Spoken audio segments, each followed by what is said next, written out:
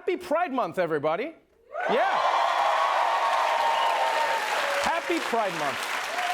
I love Pride so much. It's so joyful and fun, although I will be honest, sometimes watching a Pride parade makes me very insecure.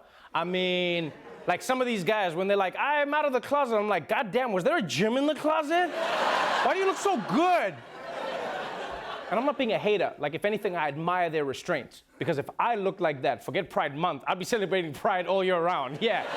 It could be snowing in January. I'd still be shirtless in the streets. People would be like, Trevor, your nipples are turning blue. I'd be like, that's Pride. Anyway, everywhere around the world, people are celebrating Pride Month, except for Russia, where they're saying everyone has to cut that shit out. The Rocketman movie seen here was a very different version than what people in Russia got to see. So the movie about Elton John was heavily edited there. Scenes showing homosexual activity and drug use were deleted from the film shown in Russian theaters. Russian news agencies reported that the distribution company said the scenes were cut to conform with Russian law. Wait, let me get this straight. Russia wants a movie about Elton John, but without the gay parts? Do you also want Fast and Furious without the cars? Huh? Because then you're just watching a movie about male pattern baldness. That's all it is, my friends. That's all it is. And I'll be honest, Russia, I don't think that this is about you hating parts of Rocketman. I think this is about you hating parts of yourself. Yeah, think about it. Your president rides shirtless on a horse.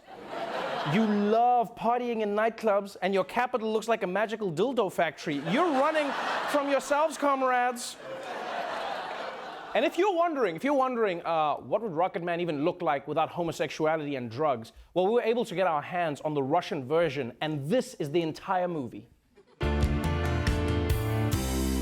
My piano teacher thinks I'm good enough for a scholarship at the Royal Academy of Music. I love vaginas, the feeling inside.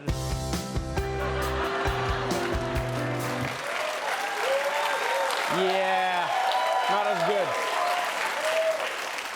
All right, moving on to some other news. Rihanna. She's recently made news for her successful fashion line. Forbes has just declared her the richest female musician in the world. And now, she's dropped a new video that might be the most surprising release of her career. Rihanna being unapologetic about how to pronounce her name. The pop star is once and for all settling the dispute on how to say it. She wants everyone to know it's Rihanna, not Rihanna. Hello, British Vogue. It's Rihanna, and I want to welcome you to Paris, where I'm launching Fenty Maison. Rihanna? Her name is actually Rihanna? What? This is like finding out that Beyonce's name is actually pronounced Bay once. Like, what? Like, and here's the thing. I don't mind if you change your name, but going from Rihanna to Rihanna is too small for my brain to remember. No, I feel like a name change has to be big, you know, like going from Puff Daddy to P. Diddy. I can do that, you know? Or Prince to Symbol, right? Or R. Kelly to Correctional Inmate 4725. These are changes I can get behind. But Rihanna? No. You know what makes it even worse? Is that she wrote a whole song called What's My Name? That would have been the perfect time to tell us your name. She should have been like, Rihanna, that's my name. Rihanna, you're pronouncing it wrong. And finally, it's graduation season. And a West Virginia high school principal is leaving his graduates with one final lesson, although it's not the lesson he wanted.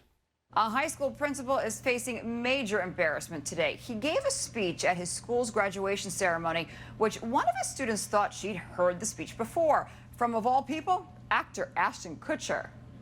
Be smart, be thoughtful, be generous. Inspiring words from a high school principal at graduation. But one graduate thought the speech sounded a little familiar. It's really three things. For me, it's really three things. The first thing is about opportunity.